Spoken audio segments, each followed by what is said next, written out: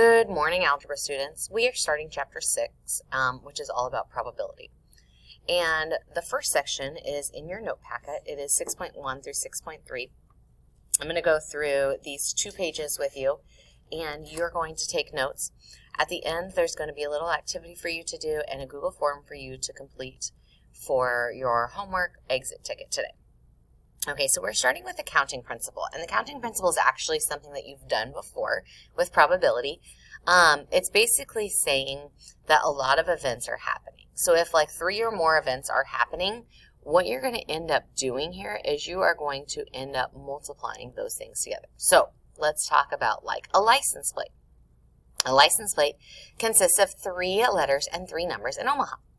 If the letters and numbers can be repeated, how many possible license plates can be made? Well, first I have to think about how many letters there are and how many numbers there are. Well, I know that there's 26 letters in the alphabet, and if they can be repeated, I can use 26 every time. And then I also know that numbers, well, we know that their numbers 0 through 9 are my single-digit numbers, and that's what I'm looking for. So there's actually 10 different numbers, if I use 0 first, all the way through 9, that I can use. So what I'm going to do is I'm going to take the possible numbers of letters multiplied by each other times the possible numbers of numbers multiplied by each other, and I'm going to get my answer. So I'm going to do 26 times 26 times 26 times 10 times 10 times 10. And you can just do that on a regular calculator. You don't need anything fancy. And you're going to get 17,576,000 different combinations of license plates in Omaha that are optional. Okay, so now what if I say that the numbers could not be repeated? Okay, well, what's going to happen is we are going to go through and we're going to go 26, 25, 24, and then we're going to go 10, 9, 8 because I'm taking one off each time. Okay, and so if that's the case, I'm going to end up with 11,232,000 because that's going to be a little bit smaller. Okay, so example B says, how many unique 5-letter passwords can be made? So if you're typing in a password for something and you're doing 5 different letters, if it's a unique password, the letters actually don't matter if they're repeated or not. So you can repeat that. So remember, there's 26 letters in the alphabet. So if we're doing 5 of them, we're doing 26 5 different times. And so what we're doing is we're going to take our 26, 26, 26, 26, 26, and get 11,881,376. And again, what happens if no letters be repeated? Well, I'm sure that you can understand then. We go 26, 25, 24, 23, 22, and we get 7,893,600. Okay, and that's all of 6.1. So 6.2 is called permutations. And a permutation are a couple of different things. First of all, we have this thing called a factorial. And a factorial is the number followed by an exclamation point. And you can actually find that on your calculator. On your calculator, it's going to look like it's going to be x factorial. If you have your phone calculator, you can turn it sideways and you can get it on there. Otherwise, if you have a scientific calculator, it's on there. It's also on the Desmos calculator. So 6 factorial is just taking 6, whatever number we start with, and moving all the way down. 6 times 5 times 4 times 3 times 2 times 1.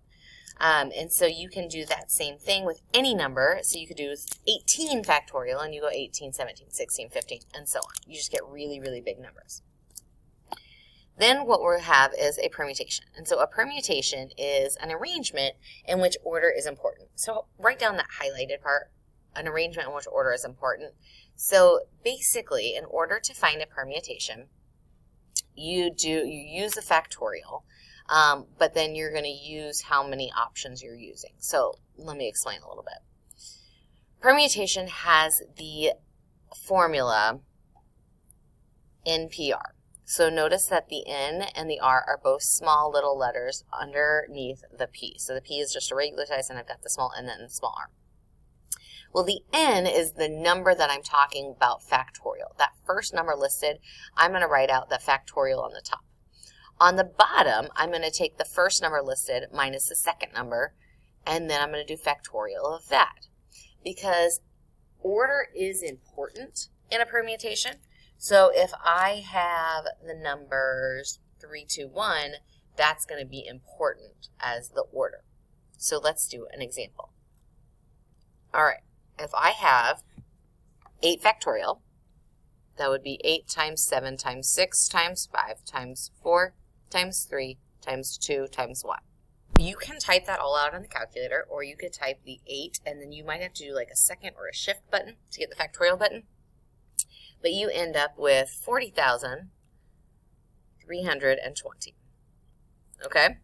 So then I have 4 factorial, which we know is 4 times 3 times 2 times 1. And so that one is going to be just 24. Okay, now 8 permutation 3, and that's how it's written. It's written as 8 permutation 3. So the permutation, that first number, that n, goes on the top. So it's going to be 8 factorial over, now my r is my 3 here. So I'm going to take 8 minus 3, which is going to be a 5. And so I'm going to do 5 factorial.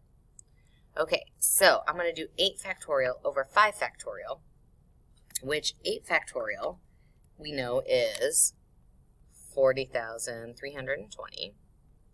And I know that 5 factorial is actually going to give me 120. So as a fraction, I can reduce that. And I can end up getting 336 if I divide that out. Okay. Next, I have my 10 permutation 6, which means I do 10 factorial over 10 minus 6 would be 4 factorial. And I can solve that out. And I'm going to end up with 151,200. Now, on some calculators, there's also a permutation and combination button. And we can talk more about that once we are back in school. Okay, using permutations, how do we write it? So this one says the number of permutations of 5 objects taken 3 as a time. Well, it tells me permutations and it tells me 2 numbers. You have to know that the bigger number actually always goes first.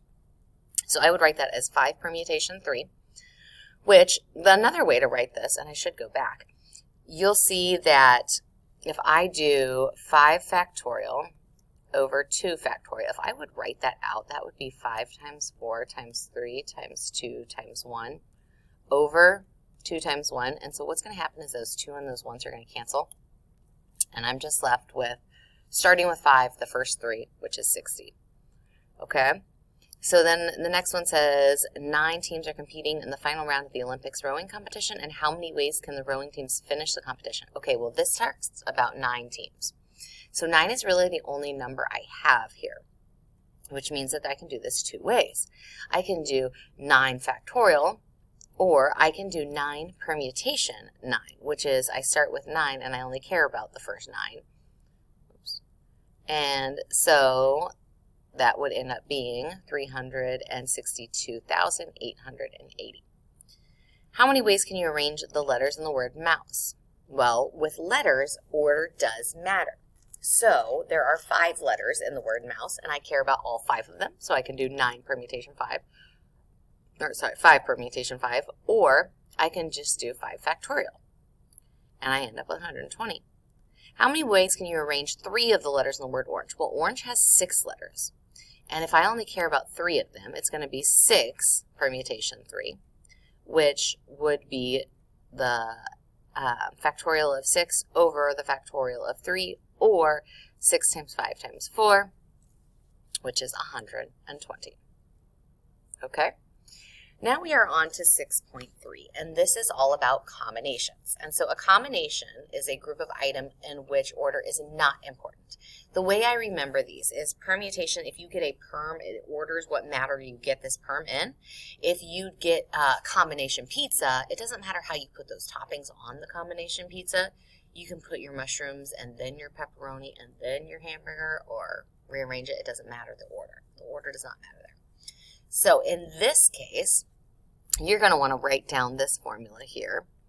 I'm actually using the permutation on top of now the second letter factorial. So if I do 9 combination 6, okay, what I need to do on the top is going to be my 9 permutation 6 over 6 factorial. So that would be 9 times 8, 9 times 8 times 7 times 6 times 5 times 4 over 6 times 5 times 4 times 3 times 2 times 1. So there are going to be some things that cancel out there, and you can solve that, and you should end up then with 84.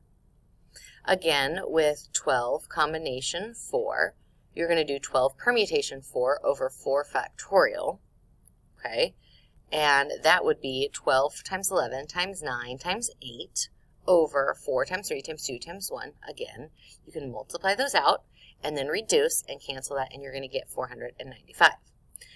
Typically, you're going to notice that the combinations are going to be, you're going to have a smaller number, just because they don't, anything that's repeated, it gets canceled.